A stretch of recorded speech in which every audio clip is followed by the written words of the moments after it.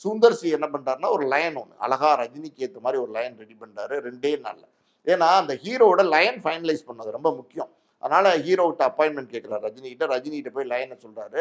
ரஜினி லைன கேட்டுட்டு சுந்தர் சிட்ட என்ன சொல்றாரு அப்டின்னா, "அ இது இது இதோட கொஞ்சம் பெட்டரா பண்ண முடியுமா? இது இன்னும் கொஞ்சம் வேற ஏதாவது லைன் இருக்கா உங்ககிட்ட?" அப்படிங்கிற மாரி கேட்கிறாரு. அப்ப சுந்தர் சி புரிஞ்சுக்கிறார். சரி, சரி வேற லைன் கேட்கிறாரு. இது புடிக்கல அப்படிங்கிறத சொல்றாரு அப்படின்ட்டு, "ஓகே சார் பண்ணலாம் சார். ஒண்ணும் பிரச்சனை இல்ல சார்" அப்படின்னு சொல்லிட்டு, 2 டேஸ்ல வரேன் சார்ன்னு சொல்லிட்டு கார் ஏறி ஐடியல் பீச்சுக்கு வந்துர்றாரு. 2 டேஸ்ல மறுபடியும் பார்த்தீங்கன்னா, ரஜினிய மீட் பண்றாரு. வேற ஒரு லைனோட டிஸ்கஸ் பண்ணிட்டு, உதவியாளரோட டிஸ்கஸ் பண்ணிட்டு, "இது நல்லாருக்கும்" அப்படின்னு சொல்லி ரஜினிகிட்ட போய் மறுபடியும் அப்பாயின்ட்மென்ட் கேட்டு பார்க்குறாரு. ரஜினிகிட்ட லைன் சொல்றாரு. லைன் தான். அதாவது இது இது இப்படிதான் அந்த கதை போகுது. இதான் கதை அப்படிங்கிறத சொல்லுவாங்க. அத வந்து ஒன் லைன்ல சொல்லும்போது, ரஜினி மறுபடியும் சுந்தர் சிட்ட சொல்லியிருக்காரு. என்ன சொல்லியிருக்காருன்னா, "சுந்தர் அது இன்னும் கொஞ்சம் இன்னும் வேற ஏதாவது பெட்டர் இன்னும் லைன் இருக்குமா? இன்னும் கொஞ்சம் இன்ட்ரஸ்டிங்கா அது ஏதாவது கிடைக்குமா?" அப்படின்ற மாரி கேட்டிருக்காரு.